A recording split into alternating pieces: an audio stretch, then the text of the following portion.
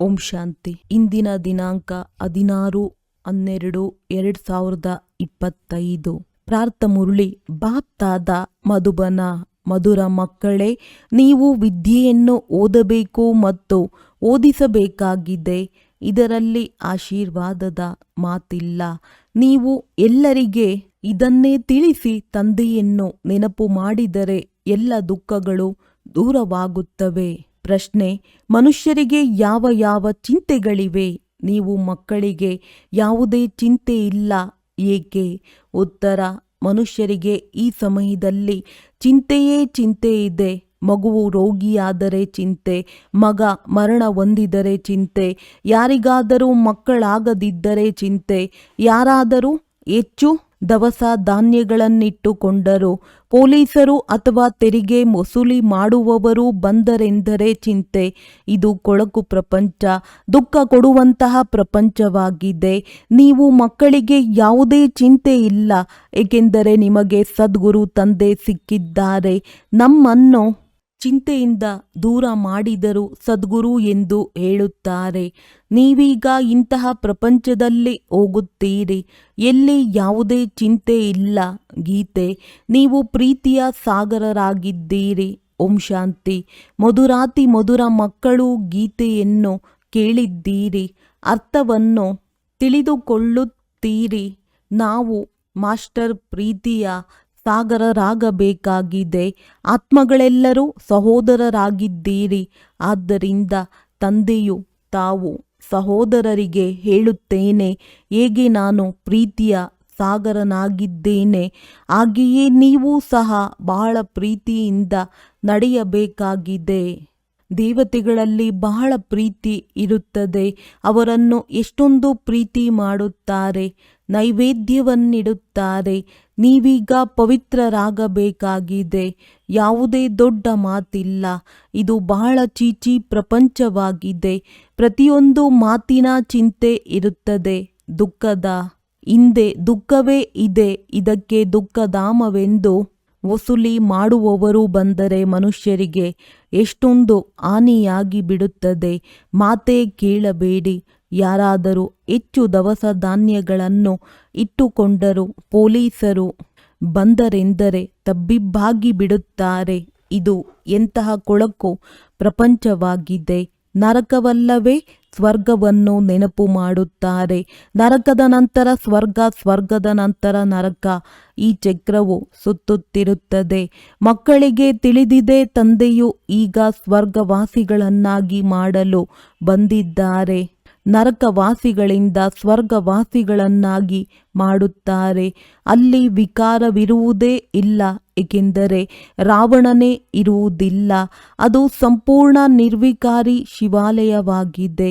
ಇದು ವೇಶ್ಯಾಲಯವಾಗಿದೆ. ಇನ್ನು ಸ್ವಲ್ಪ ಸಮಯದಲ್ಲಿಯೇ ನೋಡಿ, ಈ ಪ್ರಪಂಚದಲ್ಲಿ ಸುಖವಿದೆಯೇ ಅಥವಾ ದುಃಖವಿದೆಯೇ ಎಂಬುದು ಎಲ್ಲರಿಗೆ ಅರ್ಥವಾಗುತ್ತಾ ಹೋಗುವುದು. ಸ್ವಲ್ಪ ಭೂಕಂಪವಾದರೆ ಸಾಕು, ಮನುಷ್ಯರ ಸ್ಥಿತಿ ಏನಾಗಿ ಬಿಡುವುದು. ಸತ್ಯಯುಗದಲ್ಲಿ ಚಿಂತೆಯ ಮಾತೇ ಇರುವುದಿಲ್ಲ. ಇಲ್ಲಂತೂ ಬಹಳಷ್ಟು ಚಿಂತೆ ಇದೆ. ಮಗುವು ರೋಗಿಯಾದರೆ ಚಿಂತೆ, ಮರಣ ಹೊಂದಿದರೆ ಚಿಂತೆ, ಚಿಂತೆಯೇ ಚಿಂತೆ ಇದೆ. ಚಿಂತೆಯಿಂದ ಮುಕ್ತ ಮಾಡಿದರೂ ಸದ್ಗುರು ಎಂದು ಗಾಯನವಿದೆ. ಎಲ್ಲರ ಸ್ವಾಮಿ ಅರ್ಥಾತ್ ಪ್ರಭು ಒಬ್ಬರೇ ಆಗಿದ್ದಾರಲ್ಲವೇ? ನೀವು ಶಿವತಂದೆಯ ಮುಂದೆ ಕುಳಿತಿದ್ದೀರಿ. ಈ ಬ್ರಹ್ಮನೂ ಸಹ ಗುರುವಲ್ಲ. ಇವರು ಭಾಗ್ಯಶಾಲಿ ರಥವಾಗಿದ್ದಾರೆ. ತಂದೆಯು ಈ ಭಗೀರಥನ ಮೂಲಕ ಓದಿಸುತ್ತಾರೆ. ಅವರು ಜ್ಞಾನ ಸಾಗರನಾಗಿದ್ದಾರೆ. ನಿಮಗೂ ಸಹ ಸಂಪೂರ್ಣ ಜ್ಞಾನ ಸಿಕ್ಕಿದೆ. ನೀವು ಅರಿತುಕೊಳ್ಳದೇ ಇರುವ ದೇವತೆಗಳು ಯಾರೂ ಇಲ್ಲ. ಸತ್ಯ ಮತ್ತು ಅಸತ್ಯದ ಪರಿಶೀಲನೆ ನಿಮಗಿದೆ. ಪ್ರಪಂಚದಲ್ಲಿ ಯಾರಿಗೂ ತಿಳಿದಿಲ್ಲ. ಸತ್ಯ ಖಂಡವಿತ್ತು, ಈಗ ಅಸತ್ಯ ಖಂಡವಾಗಿದೆ. ಸತ್ಯ ಖಂಡವನ್ನು ಯಾವಾಗ ಮತ್ತು ಯಾರು ಸ್ಥಾಪನೆ ಮಾಡಿದರು ಎಂಬುದು ಯಾರಿಗೂ ತಿಳಿದಿಲ್ಲ. ಇದು ಅಜ್ಞಾನ ಅಂಧಕಾರದ ರಾತ್ರಿಯಾಗಿದೆ. ತಂದೆಯು ಬಂದು ಪ್ರಕಾಶವನ್ನು ಕೊಡುತ್ತಾರೆ. ನಿಮ್ಮ ಗತಿ ಮತವು ನಿಮಗೆ ಗೊತ್ತೆಂದು ಆಡುತ್ತಾರೆ. ಅಂದರೆ ಸರ್ವಶ್ರೇಷ್ಠನು ಅವರೊಬ್ಬರೇ ಆಗಿದ್ದಾರೆ, ಉಳಿದೆಲ್ಲವೂ ರಚನೆಯಾಗಿದೆ. ಅವರು ರಚಯಿತ ಬೇಹದ್ದಿನ ತಂದೆಯಾಗಿದ್ದಾರೆ. ಆ ಲೌಕಿಕ ತಂದೆಯು ಹದ್ದಿನ ತಂದೆಯಾಗಿರುತ್ತಾರೆ. 2-4 ಮಂದಿ ಮಕ್ಕಳನ್ನು ರಚಿಸುತ್ತಾರೆ. ಮಕ್ಕಳಾಗದಿದ್ದರೆ ಚಿಂತೆಯಾಗಿ ಬಿಡುತ್ತದೆ.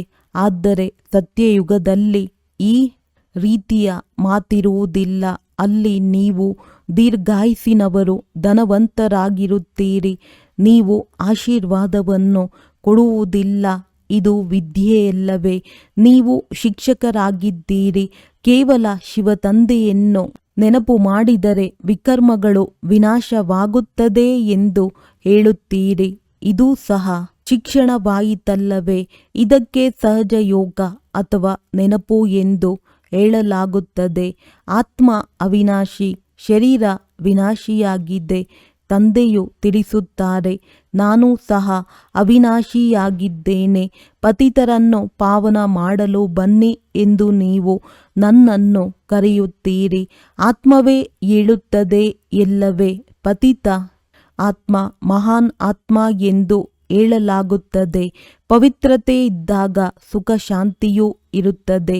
ಇದು ಅತಿ ಪವಿತ್ರವಾದ ಚರ್ಚ್ ಆಗಿದೆ. ಕ್ರಿಶ್ಚಿಯನ್ನರ ಚರ್ಚ್ ಪವಿತ್ರ ಸ್ಥಾನವಾಗಿರುವುದಿಲ್ಲ. ಅಲ್ಲಿಗೆ ವಿಕಾರಿಗಳು ಹೋಗುತ್ತಾರೆ. ಇಲ್ಲಿ ವಿಕಾರಿಗಳಿಗೆ ಬರಲು ಅನುಮತಿ ಇಲ್ಲ. ಒಂದು ಕಥೆಯೂ ಇದೆಯಲ್ಲವೇ? ಇಂದ್ರ ಸಭೆಯಲ್ಲಿ ಒಬ್ಬರು ಯಾರನ್ನೋ ಬಚ್ಚಿಟ್ಟುಕೊಂಡು ಕರೆತಂದರು. ಅದು ಎಲ್ಲರಿಗೆ ಅರ್ಥವಾಯಿತು. ಮತ್ತೆ ಅವರಿಗೆ ಕಲ್ಲಾಗಿ ಬಿಡು ಎಂದು ಶಾಪವೂ ಸಿಕ್ಕಿತು. ಆದರೆ ಇಲ್ಲಿ ಶಾಪ ಮೊದಲಾದ ಯಾವುದೇ ಮಾತಿಲ್ಲ. ಇಲ್ಲಿ ಜ್ಞಾನದ ಮಳೆಯಾಗುತ್ತದೆ. ಪತಿತರು ಯಾರೂ ಈ ಪವಿತ್ರ ಸ್ಥಾನಕ್ಕೆ ಬರಲು ಸಾಧ್ಯವಿಲ್ಲ. ಒಂದು ದಿನ ಇದು ಆಗುವುದು. ಬಹಳ ದೊಡ್ಡ ಹಾಲ್ ನಿರ್ಮಾಣವಾಗುವುದು.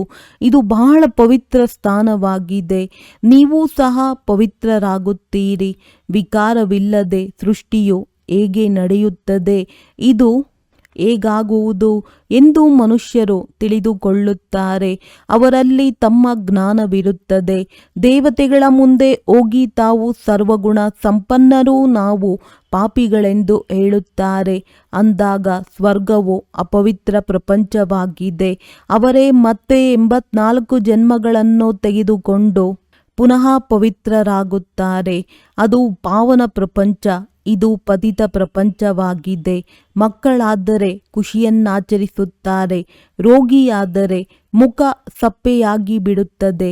ಮರಣ ಹೊಂದಿದರೆ ಒಮ್ಮೆಲೆ ಹುಚ್ಚರಾಗಿ ಬಿಡುತ್ತಾರೆ. ಈಗೂ ಕೆಲವರು ಆಗಿಬಿಡುತ್ತಾರೆ. ಅಂಥವರನ್ನು ಕರೆತರುತ್ತಾರೆ. ಬಾಬಾ, ಇವರ ಮಗುವು ಮರಣ ಹೊಂದಿದ್ದರಿಂದ ಇವರಿಗೆ ತಲೆಕೆಟ್ಟು ಹೋಗಿದೆ ಎಂದು ಹೇಳುತ್ತಾರೆ. ಇದು ದುಃಖದ ಪ್ರಪಂಚವಲ್ಲವೇ? ಈಗ ತಂದೆಯು ಸುಖದ ಪ್ರಪಂಚದಲ್ಲಿ ಕರೆದುಕೊಂಡು ಹೋಗುತ್ತಾರೆ. ಅಂದ ಮೇಲೆ ಶ್ರೀಮತದಂತೆ ನಡೆಯಬೇಕು. ಬಹಳ ಒಳ್ಳೆಯ ಗುಣಗಳು ಇರಬೇಕು. ಯಾರು ಮಾಡುವರೋ ಅವರು ಪಡೆಯುವರು. ದೈವಿ ನಡವಳಿಕೆಯೂ ಬೇಕಾಗಿದೆ. ಶಾಲೆಯಲ್ಲಿ ರಿಜಿಸ್ಟರ್ನಲ್ಲಿ ನಡವಳಿಕೆಯನ್ನು ನೋಡುತ್ತಾರೆ. ಕೆಲವರಂತೂ ಹೊರಗೆ ಅಲೆಯುತ್ತಿರುತ್ತಾರೆ. ತಂದೆ ತಾಯಿಯ ಉಸಿರು ಕಟ್ಟಿಸುತ್ತಾರೆ. ಈಗ ತಂದೆಯು ಶಾಂತಿಧಾಮ ಸುಖಧಾಮದಲ್ಲಿ ಕರೆದುಕೊಂಡು ಹೋಗುತ್ತಾರೆ. ಇದಕ್ಕೆ ಶಾಂತಿಯ ಶಿಖರವೆಂದು ಹೇಳಲಾಗುತ್ತದೆ. ಎಲ್ಲಿ ಆತ್ಮಗಳು ನಿವಾಸ ಮಾಡುತ್ತೀರೋ ಅದು ಶಾಂತಿಯ ಶಿಖರವಾಗಿದೆ. ಸೂಕ್ಷ್ಮ ವತನವು ಮೂವಿ ಆಗಿದೆ. ಕೇವಲ ನೀವು ಅದರ ಸಾಕ್ಷಾತ್ಕಾರ ಮಾಡುತ್ತೀರಿ. ಬಾಕಿ ಮತ್ತೇನೂ ಇಲ್ಲ. ಇದರಲ್ಲಿಯೂ ಮಕ್ಕಳಿಗೆ ಸಾಕ್ಷಾತ್ಕಾರವಾಗಿದೆ. ಸತ್ಯಯುಗದಲ್ಲಿ ವೃದ್ಧರಾದಾಗ ಖುಷಿಯಿಂದ ಶರೀರವನ್ನು ಬಿಟ್ಟು ಬಿಡುತ್ತಾರೆ. ಇದು 84 ಜನ್ಮಗಳ ಹಳೆಯ ಪೊರೆಯಾಗಿದೆ. ತಂದೆಯು ತಿಳಿಸುತ್ತಾರೆ, ನೀವು ಪಾವನರಾಗಿದ್ದೀರಿ. ಈಗ ಪತಿತರಾಗಿದ್ದೀರಿ. ನಿಮ್ಮನ್ನು ಪಾವನ ಮಾಡಲು ತಂದೆಯು ಬಂದಿದ್ದಾರೆ. ನೀವು ನನ್ನನ್ನು ಕರೆದಿರಲ್ಲವೇ? ಜೀವಾತ್ಮನೇ ಪತಿತನಾಗಿದೆ. ಮತ್ತೆ ಅದೇ ಪಾವನವಾಗುವುದು. ನೀವು ಈ ದೇವಿ ದೇವತಾ ಮನೆತನದವರಾಗಿದ್ದೀರಿ. ಈಗ ಆಸುರಿ ಮನೆತನದವರಾಗಿದ್ದೀರಿ. ಆಸುರಿ ಮತ್ತು ಈಶ್ವರೀಯ ಅಥವಾ ದೈವಿ ಮನೆತನದಲ್ಲಿ ಎಷ್ಟೊಂದು ಅಂತರವಿದೆ. ನಿಮ್ಮದು ಇದು ಬ್ರಾಹ್ಮಣ ಕುಲವಾಗಿದೆ. ವಂಶಾವಳಿಗೆ ಮನೆತನವೆಂದು ಹೇಳಲಾಗುತ್ತದೆ. ಅಲ್ಲಿ ರಾಜ್ಯವಿರುತ್ತದೆ, ಇಲ್ಲಿ ರಾಜ್ಯವಿಲ್ಲ. ಗೀತೆಯಲ್ಲಿ ಪಾಂಡವರು ಮತ್ತು ಕೌರವರ ರಾಜ್ಯವನ್ನು ಬರೆದಿದ್ದಾರೆ. ಆದರೆ ಈ ರೀತಿ ಇಲ್ಲ. ನೀವಂತೂ ಆತ್ಮಿಕ ಮಕ್ಕಳಾಗಿದ್ದೀರಿ. ತಂದೆಯು ತಿಳಿಸುತ್ತಾರೆ, ಮಧುರ ಮಕ್ಕಳೇ, ಬಹಳ ಬಹಳ ಮಧುರರಾಗಿ ದೇಹಾಭಿಮಾನವನ್ನು ಬಿಡಿ. ದೇಹಾಭಿಮಾನದ ಕಾರಣವೇ ಪ್ರೀತಿಯ ಸಾಗರರಾಗುವುದಿಲ್ಲ. ಆದ್ದರಿಂದ ಮತ್ತೆ ಬಹಳ ಶಿಕ್ಷೆಗಳನ್ನನುಭವಿಸಬೇಕಾಗುತ್ತದೆ. ಪೆಟ್ಟು ತಿಂದು ಅಲ್ಪ ಸ್ವಲ್ಪ ರೊಟ್ಟಿ ತಿಂದಂತಾಗುವುದು. ಸ್ವರ್ಗದಲ್ಲಿ ಹೋಗುತ್ತೀರಿ, ಆದರೆ ಬಹಳ ಪೆಟ್ಟು ತಿನ್ನುವಿರಿ. ಶಿಕ್ಷೆಗಳು ಹೇಗೆ ಸಿಗುತ್ತವೆ ಎಂಬುದೂ ಸಹ ನೀವು ಆತ್ಮಗಳು ಸಾಕ್ಷಾತ್ಕಾರ ಮಾಡಿದ್ದೀರಿ.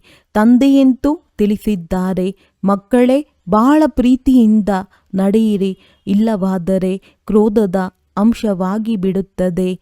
ಅಭಿನಂದನೆಗಳನ್ನು ಹೇಳಿ. ತಂದೆಯು ಸಿಕ್ಕಿದ್ದಾರೆ. ಯಾರು ನಮ್ಮನ್ನು ನರಕದಿಂದ ತೆಗೆದು ಸ್ವರ್ಗದಲ್ಲಿ ತೆಗೆದುಕೊಂಡು ಹೋಗುತ್ತಾರೆ. ಶಿಕ್ಷೆಗಳನ್ನನುಭವಿಸುವುದು ಬಹಳ ಕೆಟ್ಟದ್ದಾಗಿದೆ. ನೀವು ತಿಳಿದುಕೊಂಡಿದ್ದೀರಿ, ಸತ್ಯಯುಗದಲ್ಲಿ ಪ್ರೀತಿಯ ರಾಜಧಾನಿ ಇರುತ್ತದೆ. ಪ್ರೀತಿಯ ವಿನಃ ಮತ್ತೇನೂ ಇಲ್ಲ. ಇಲ್ಲಾದರೆ ಚಿಕ್ಕ ಮಾತಿಗೆ ಚೆಹರೆಯೂ ಬದಲಾಗಿ ಬಿಡುತ್ತದೆ. ತಂದೆಯು ತಿಳಿಸುತ್ತಾರೆ, ನಾನು ಪತಿತ ಪ್ರಪಂಚದಲ್ಲಿ ಬಂದಿದ್ದೇನೆ. ನನಗೆ ಪತಿತ ಪ್ರಪಂಚದಲ್ಲಿಯೇ ನಿಮಂತ್ರಣ ಕೊಡುತ್ತೀರಿ. ತಂದೆಯು ಮತ್ತೆ ಎಲ್ಲರಿಗೆ ಅಮೃತವನ್ನು ಕುಡಿಯಿರಿ ಎಂದು ನಿಮಂತ್ರಣ ಕೊಡುತ್ತಾರೆ. ವಿಷ ಮತ್ತು ಅಮೃತದ ಒಂದು ಪುಸ್ತಕವೂ ಬಿಡುಗಡೆಯಾಗಿದೆ. ಪುಸ್ತಕ ಬರೆಯುವವರಿಗೆ ಬಹುಮಾನವೂ ಸಿಕ್ಕಿದೆ, ಪ್ರಸಿದ್ಧವಾಗಿದೆ. ನೋಡಬೇಕು ಅದರಲ್ಲಿ ಏನು ಬರೆದಿದ್ದಾರೆ. ತಂದೆಯಂತೂ ಹೇಳುತ್ತಾರೆ, ನಾನು ನಿಮಗೆ ಜ್ಞಾನಾಮೃತವನ್ನು ಕುಡಿಸುತ್ತೇನೆ, ಮತ್ತೆ ನೀವು ವಿಷವನ್ನೇಕೆ ಕುಡಿಯುತ್ತೀರಿ? ರಕ್ಷಾಬಂಧನವೂ ಸಹ ಈ ಸಮಯದ ನೆನಪಾರ್ಥವಲ್ಲವೇ? ತಂದೆಯು ಎಲ್ಲರಿಗೆ ಹೇಳುತ್ತಾರೆ, ಪವಿತ್ರರಾಗುವ ಪ್ರತಿಜ್ಞೆ ಮಾಡಿ. ಇದು ಅಂತಿಮ ಜನ್ಮವಾಗಿದೆ. ಪವಿತ್ರರಾಗುತ್ತೀರಿ. ಯೋಗದಲ್ಲಿರುತ್ತೀರೆಂದರೆ ಪಾಪಗಳು ಕಳೆಯುತ್ತವೆ. ನಾವು ನೆನಪಿನಲ್ಲಿ ಇರುತ್ತೇವೆಯೇ ಅಥವಾ ಇಲ್ಲವೇ ಎಂದು ತಮ್ಮ ಹೃದಯವನ್ನು ಕೇಳಿಕೊಳ್ಳಿ. ಮಕ್ಕಳನ್ನು ನೆನಪು ಮಾಡಿ ಖುಷಿಯಾಗುತ್ತಾರಲ್ಲವೇ? ಸ್ತ್ರೀ ಪುರುಷನನ್ನು ನೆನಪು ಮಾಡಿ ಖುಷಿಯಾಗುತ್ತಾರೆ. ಅಂದ ಮೇಲೆ ಇವರು ಯಾರು? ಭಗವಾನುವಾಚ ನಿರಾಕಾರ. ತಂದೆಯೂ ತಿಳಿಸುತ್ತಾರೆ, ನಾನು ಇವರ ಶ್ರೀಕೃಷ್ಣ 84ನೆಯ ಜನ್ಮದ ನಂತರ ಪುನಃ ಸ್ವರ್ಗದ ಮಾಲೀಕರನ್ನಾಗಿ ಮಾಡುತ್ತೇನೆ. ಇನ್ನು ವೃಕ್ಷವು ಚಿಕ್ಕದಾಗಿದೆ. ಮಾಯೆಯ ಬಹಳ ಬಿರುಗಾಳಿಗಳು ಬರುತ್ತವೆ. ಇವೆಲ್ಲವೂ ಗುಪ್ತ ಮಾತುಗಳಾಗಿವೆ. ಮಕ್ಕಳೇ, ನೆನಪಿನ ಯಾತ್ರೆಯಲ್ಲಿರಿ ಮತ್ತು ಪವಿತ್ರರಾಗಿ. ರಾಜಧಾನಿಯು ಇಲ್ಲಿಯೇ ಸ್ಥಾಪನೆಯಾಗಬೇಕಾಗಿದೆ. ಗೀತೆಯಲ್ಲಿ ಯುದ್ಧವನ್ನು ತೋರಿಸುತ್ತಾರೆ. ಪಾಂಡವರು ಪರ್ವತಗಳ ಮೇಲೆ ಕರಗಿ ಹೋದರು ಅಷ್ಟೇ. ಫಲಿತಾಂಶವೇನೂ ಇಲ್ಲ. ಈಗ ನೀವು ಮಕ್ಕಳು ಸೃಷ್ಟಿಯ ಆದಿ ಮಧ್ಯ ಅಂತ್ಯವನ್ನು ತಿಳಿದುಕೊಂಡಿದ್ದೀರಿ. ತಂದೆಯು ಜ್ಞಾನಸಾಗರನಲ್ಲವೇ? ಅವರು ಪರಮ ಆತ್ಮನಾಗಿದ್ದಾರೆ. ಆತ್ಮದ ರೂಪವೇನು? ಇದೂ ಸಹ ಯಾರಿಗೂ ತಿಳಿದಿಲ್ಲ. ನಿಮ್ಮ ಬುದ್ಧಿಯಲ್ಲಿ ಬಿಂದುವಿದೆ. ನಿಮ್ಮಲ್ಲಿಯೂ ಯಾರೂ ಯಥಾರ್ಥ ರೀತಿಯಲ್ಲಿ ತಿಳಿದುಕೊಂಡಿಲ್ಲ. ಬಿಂದುವನ್ನು ಹೇಗೆ ನೆನಪು ಮಾಡುವುದು ಎಂದು ಕೇಳುತ್ತಾರೆ. ಏನೂ ತಿಳಿದುಕೊಂಡಿಲ್ಲ. ಆದರೂ ತಂದೆಯು ಹೇಳುತ್ತಾರೆ, ಈ ಜ್ಞಾನವನ್ನು ಸ್ವಲ್ಪ ಕೇಳಿದರೂ ಸಹ ಜ್ಞಾನದ ವಿನಾಶವಾಗುವುದಿಲ್ಲ. ಜ್ಞಾನದಲ್ಲಿ ಬಂದು ಹೊರಟು ಹೋಗುತ್ತಾರೆ. ಆದರೆ ಸ್ವಲ್ಪ ಕೇಳಿದರೂ ಸಹ ಸ್ವರ್ಗದಲ್ಲಿ ಬಂದು ಬಿಡುತ್ತಾರೆ. ಯಾರು ಬಹಳ ಕೇಳುವರೋ, ಧಾರಣೆ ಮಾಡುವರೋ ಅವರು ರಾಜಧಾನಿಯಲ್ಲಿ ಬರುತ್ತಾರೆ. ಸ್ವಲ್ಪ ಕೇಳುವವರು ಪ್ರಜೆಗಳಲ್ಲಿ ಬರುತ್ತಾರೆ. ರಾಜಧಾನಿಯಲ್ಲಂತೂ ರಾಜ ರಾಣಿ ಮೊದಲಾದವರೆಲ್ಲರೂ ಇರುತ್ತಾರಲ್ಲವೇ? ಅಲ್ಲಿ ಮಂತ್ರಿ ಇರುವುದಿಲ್ಲ. ಇಲ್ಲಿನ ವಿಕಾರಿ ರಾಜರಿಗೆ ಮಂತ್ರಿಗಳನ್ನು ಇಟ್ಟುಕೊಳ್ಳಬೇಕಾಗಿದೆ. ತಂದೆಯು ನಿಮ್ಮ ಬುದ್ಧಿಯನ್ನು ಬಹಳ ವಿಶಾಲ ಮಾಡುತ್ತಾರೆ. ಅಲ್ಲಿ ಮಂತ್ರಿಯನ್ನಿಟ್ಟುಕೊಳ್ಳುವ ಅವಶ್ಯಕತೆಯೇ ಸ್ಥಾಪನೆಯಾಗಬೇಕಾಗಿದೆ. ಗೀತೆಯಲ್ಲೇ ಯುದ್ಧವನ್ನು ತೋರಿಸುತ್ತಾರೆ. ಪಾಂಡವರು ಪರ್ವತಗಳ ಮೇಲೆ ಕರಗಿ ಹೋದರು ಅಷ್ಟೇ. ಫಲಿತಾಂಶವೇನೂ ಇಲ್ಲ. ಈಗ ನೀವು ಮಕ್ಕಳು ಸೃಷ್ಟಿಯ ಆದಿ ಮಧ್ಯ ಅಂತ್ಯವನ್ನು ತಿಳಿದುಕೊಂಡಿದ್ದೀರಿ. ತಂದೆಯು ಜ್ಞಾನ ಸಾಗರನಲ್ಲವೇ? ಅವರು ಪರಮ ಆತ್ಮನಾಗಿದ್ದಾರೆ. ಆತ್ಮದ ರೂಪವೇನು ಇದು ಸಹ ಯಾರಿಗೂ ತಿಳಿದಿಲ್ಲ. ನಿಮ್ಮ ಬುದ್ಧಿಯಲ್ಲಿ ಬಿಂದುವಿದೆ. ನಿಮ್ಮಲ್ಲಿಯೂ ಯಾರೂ ಯಥಾರ್ಥ ರೀತಿಯಲ್ಲಿ ತಿಳಿದುಕೊಂಡಿಲ್ಲ. ಬಿಂದುವನ್ನು ಹೇಗೆ ನೆನಪು ಮಾಡುವುದು ಎಂದು ಕೇಳುತ್ತಾರೆ. ಏನೂ ತಿಳಿದುಕೊಂಡಿಲ್ಲ. ಆದರೂ ತಂದೆಯು ಹೇಳುತ್ತಾರೆ, ಈ ಜ್ಞಾನವನ್ನು ಸ್ವಲ್ಪ ಕೇಳಿದರೂ ಸಹ ಜ್ಞಾನದ ವಿನಾಶವಾಗುವುದಿಲ್ಲ. ಜ್ಞಾನದಲ್ಲಿ ಬಂದು ಹೊರಟು ಹೋಗುತ್ತಾರೆ. ಆದರೆ ಸ್ವಲ್ಪ ಕೇಳಿದರೂ ಸಹ ಸ್ವರ್ಗದಲ್ಲಿ ಬಂದು ಬಿಡುತ್ತಾರೆ. ಯಾರು ಬಹಳ ಕೇಳುವರೋ, ಧಾರಣೆ ಮಾಡುವರೋ ಅವರು ರಾಜಧಾನಿಯಲ್ಲಿ ಬರುತ್ತಾರೆ. ಸ್ವಲ್ಪ ಕೇಳುವವರು ಪ್ರಜೆಗಳಲ್ಲಿ ಬರುತ್ತಾರೆ. ರಾಜಧಾನಿಯಲ್ಲಂತೂ ರಾಜ ರಾಣಿ ಮೊದಲಾದವರೆಲ್ಲರೂ ಇರುತ್ತಾರಲ್ಲವೇ? ಅಲ್ಲಿ ಮಂತ್ರಿ ಇರುವುದಿಲ್ಲ. ಇಲ್ಲಿನ ವಿಕಾರಿ ರಾಜರಿಗೆ ಮಂತ್ರಿಗಳನ್ನು ಇಟ್ಟುಕೊಳ್ಳಬೇಕಾಗಿದೆ. ತಂದೆಯು ನಿಮ್ಮ ಬುದ್ಧಿಯನ್ನು ಬಹಳ ವಿಶಾಲ ಮಾಡುತ್ತಾರೆ. ಅಲ್ಲಿ ಮಂತ್ರಿಯನ್ನಿಟ್ಟುಕೊಳ್ಳುವ ಅವಶ್ಯಕತೆಯೇ ಸ್ಥಾಪನೆಯಾಗಬೇಕಾಗಿದೆ. ಗೀತೆಯಲ್ಲೇ ಯುದ್ಧವನ್ನು ತೋರಿಸುತ್ತಾರೆ. ಪಾಂಡವರು ಪರ್ವತಗಳ ಮೇಲೆ ಕರಗಿ ಹೋದರು ಅಷ್ಟೇ. ಫಲಿತಾಂಶವೇನೂ ಇಲ್ಲ. ಈಗ ನೀವು ಮಕ್ಕಳು ಸೃಷ್ಟಿಯ ಆದಿ ಮಧ್ಯ ಅಂತ್ಯವನ್ನು ತಿಳಿದುಕೊಂಡಿದ್ದೀರಿ. ತಂದೆಯು ಜ್ಞಾನ ಸಾಗರನಲ್ಲವೇ? ಅವರು ಪರಮ ಆತ್ಮನಾಗಿದ್ದಾರೆ. ಆತ್ಮದ ರೂಪವೇನು ಇದು ಸಹ ಯಾರಿಗೂ ತಿಳಿದಿಲ್ಲ. ನಿಮ್ಮ ಬುದ್ಧಿಯಲ್ಲಿ ಬಿಂದುವಿದೆ. ನಿಮ್ಮಲ್ಲಿಯೂ ಯಾರೂ ಯಥಾರ್ಥ ರೀತಿಯಲ್ಲಿ ತಿಳಿದುಕೊಂಡಿಲ್ಲ. ಬಿಂದುವನ್ನು ಹೇಗೆ ನೆನಪು ಮಾಡುವುದು ಎಂದು ಕೇಳುತ್ತಾರೆ. ಏನೂ ತಿಳಿದುಕೊಂಡಿಲ್ಲ. ಆದರೂ ತಂದೆಯು ಹೇಳುತ್ತಾರೆ, ಈ ಜ್ಞಾನವನ್ನು ಸ್ವಲ್ಪ ಕೇಳಿದರೂ ಸಹ ಜ್ಞಾನದ ವಿನಾಶವಾಗುವುದಿಲ್ಲ. ಜ್ಞಾನದಲ್ಲಿ ಬಂದು ಹೊರಟು ಹೋಗುತ್ತಾರೆ. ಆದರೆ ಸ್ವಲ್ಪ ಕೇಳಿದರೂ ಸಹ ಸ್ವರ್ಗದಲ್ಲಿ ಬಂದು ಬಿಡುತ್ತಾರೆ. ಯಾರು ಬಹಳ ಕೇಳುವರೋ, ಧಾರಣೆ ಮಾಡುವರೋ ಅವರು ರಾಜಧಾನಿಯಲ್ಲಿ ಬರುತ್ತಾರೆ. ಸ್ವಲ್ಪ ಕೇಳುವವರು ಪ್ರಜೆಗಳಲ್ಲಿ ಬರುತ್ತಾರೆ. ರಾಜಧಾನಿಯಲ್ಲಂತೂ ರಾಜ ರಾಣಿ ಮೊದಲಾದವರೆಲ್ಲರೂ ಇರುತ್ತಾರಲ್ಲವೇ? ಅಲ್ಲಿ ಮಂತ್ರಿ ಇರುವುದಿಲ್ಲ. ಇಲ್ಲಿನ ವಿಕಾರಿ ರಾಜರಿಗೆ ಮಂತ್ರಿಗಳನ್ನು ಇಟ್ಟುಕೊಳ್ಳಬೇಕಾಗಿದೆ. ತಂದೆಯು ನಿಮ್ಮ ಬುದ್ಧಿಯನ್ನು ಬಹಳ ವಿಶಾಲ ಮಾಡುತ್ತಾರೆ. ಅಲ್ಲಿ ಮಂತ್ರಿಯನ್ನಿಟ್ಟುಕೊಳ್ಳುವ ಅವಶ್ಯಕತೆಯೇ ಸ್ಥಾಪನೆಯಾಗಬೇಕಾಗಿದೆ. ಗೀತೆಯಲ್ಲೇ ಯುದ್ಧವನ್ನು ತೋರಿಸುತ್ತಾರೆ. ಪಾಂಡವರು ಪರ್ವತಗಳ ಮೇಲೆ ಕರಗಿ ಹೋದರು ಅಷ್ಟೇ. ಫಲಿತಾಂಶವೇನೂ ಇಲ್ಲ. ಈಗ ನೀವು ಮಕ್ಕಳು ಸೃಷ್ಟಿಯ ಆದಿ ಮಧ್ಯ ಅಂತ್ಯವನ್ನು ತಿಳಿದುಕೊಂಡಿದ್ದೀರಿ. ತಂದೆಯು ಜ್ಞಾನ ಸಾಗರನಲ್ಲವೇ? ಅವರು ಪರಮ ಆತ್ಮನಾಗಿದ್ದಾರೆ. ಆತ್ಮದ ರೂಪವೇನು ಇದು ಸಹ ಯಾರಿಗೂ ತಿಳಿದಿಲ್ಲ. ನಿಮ್ಮ ಬುದ್ಧಿಯಲ್ಲಿ ಬಿಂದುವಿದೆ. ನಿಮ್ಮಲ್ಲಿಯೂ ಯಾರೂ ಯಥಾರ್ಥ ರೀತಿಯಲ್ಲಿ ತಿಳಿದುಕೊಂಡಿಲ್ಲ. ಬಿಂದುವನ್ನು ಹೇಗೆ ನೆನಪು ಮಾಡುವುದು ಎಂದು ಕೇಳುತ್ತಾರೆ. ಏನೂ ತಿಳಿದುಕೊಂಡಿಲ್ಲ. ಆದರೂ ತಂದೆಯು ಹೇಳುತ್ತಾರೆ, ಈ ಜ್ಞಾನವನ್ನು ಸ್ವಲ್ಪ ಕೇಳಿದರೂ ಸಹ ಜ್ಞಾನದ ವಿನಾಶವಾಗುವುದಿಲ್ಲ. ಜ್ಞಾನದಲ್ಲಿ ಬಂದು ಹೊರಟು ಹೋಗುತ್ತಾರೆ. ಆದರೆ ಸ್ವಲ್ಪ ಕೇಳಿದರೂ ಸಹ ಸ್ವರ್ಗದಲ್ಲಿ ಬಂದು ಬಿಡುತ್ತಾರೆ. ಯಾರು ಬಹಳ ಕೇಳುವರೋ, ಧಾರಣೆ ಮಾಡುವರೋ ಅವರು ರಾಜಧಾನಿಯಲ್ಲಿ ಬರುತ್ತಾರೆ. ಸ್ವಲ್ಪ ಕೇಳುವವರು ಪ್ರಜೆಗಳಲ್ಲಿ ಬರುತ್ತಾರೆ. ರಾಜಧಾನಿಯಲ್ಲಂತೂ ರಾಜ ರಾಣಿ ಮೊದಲಾದವರೆಲ್ಲರೂ ಇರುತ್ತಾರಲ್ಲವೇ, ಅಲ್ಲಿ ಮಂತ್ರಿ ಇರುವುದಿಲ್ಲ. ಇಲ್ಲಿನ ವಿಕಾರಿ ರಾಜರಿಗೆ ಮಂತ್ರಿಗಳನ್ನು ಇಟ್ಟುಕೊಳ್ಳಬೇಕಾಗಿದೆ. ತಂದೆಯು ನಿಮ್ಮ ಬುದ್ಧಿಯನ್ನು ಬಹಳ ವಿಶಾಲ ಮಾಡುತ್ತಾರೆ. ಅಲ್ಲಿ ಮಂತ್ರಿಯನ್ನಿಟ್ಟುಕೊಳ್ಳುವ ಅವಶ್ಯಕತೆಯೇ ಹಸು ಹುಲಿ ಒಟ್ಟಿಗೆ ನೀರು ಕುಡಿಯುತ್ತದೆ. ಆದ್ದರಿಂದ ತಂದೆಯು ತಿಳಿಸುತ್ತಾರೆ, ನೀವು ಸಹ ಪರಸ್ಪರ ಉಪ್ಪು ನೀರಾಗಬೇಡಿ, ಶಿರಖಂಡವಾಗಿರಿ. ಶಿರ ಮತ್ತು ಖಂಡ ಎರಡು ಒಳ್ಳೆಯ ಪದಾರ್ಥಗಳಲ್ಲವೇ. ಮತಭೇದವನ್ನೇನೂ ಇಟ್ಟುಕೊಳ್ಳಬೇಡಿ. ಇಲ್ಲಂತೂ ಮನುಷ್ಯರು ಎಷ್ಟೊಂದು ಒಡೆದಾಡುತ್ತಾ ಜಗಳವಾಡುತ್ತಿರುತ್ತಾರೆ. ಇದು ರೌರವ ನರಕವಾಗಿದೆ. ನರಕದಲ್ಲಿ ಮುಳುಗುತ್ತಿರುತ್ತಾರೆ. ತಂದೆಯು ಬಂದು ಹೊರ ತೆಗೆಯುತ್ತಾರೆ. ಹೊರಬರುತ್ತಾ ಮತ್ತೆ ಅದರಲ್ಲಿಯೇ ಸಿಕ್ಕಿ ಹಾಕಿಕೊಳ್ಳುತ್ತಾರೆ. ಕೆಲವರಂತೂ ಅನ್ಯರನ್ನು ಹೊರತೆಗೆಯಲು ಹೋಗಿ ತಾನೇ ಹೊರಟು ಹೋಗುತ್ತಾರೆ.